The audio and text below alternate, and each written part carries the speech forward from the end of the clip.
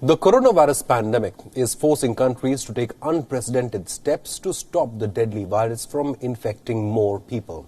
For the first time in 100 years, Australia's two most populated states, Victoria and New South Wales, a total of 9 towers across 30 suburban areas have been completely sealed down, and state authorities have imposed strict social distancing measures. From 11:59 p.m. midnight tomorrow night, the border with New South Wales will be closed.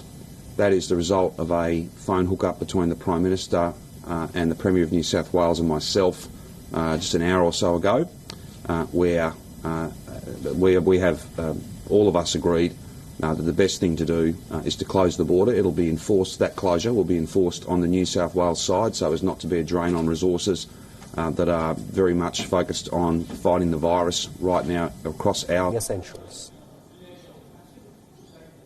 Staying inside your flat, inside your unit, is the safest and best thing to do. It's not pleasant. I know it's challenging. It's very, very challenging.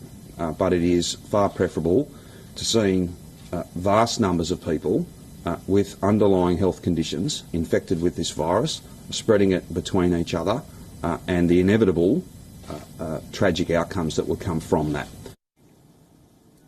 Australia has handled the pandemic a lot effectively as compared to other nations. So far, the country has reported a little over 8,500 cases and just 106 fatalities. The country has maintained an average of 109 cases per day, and only 1% of the government is taking it very seriously because internal borders have been closed now.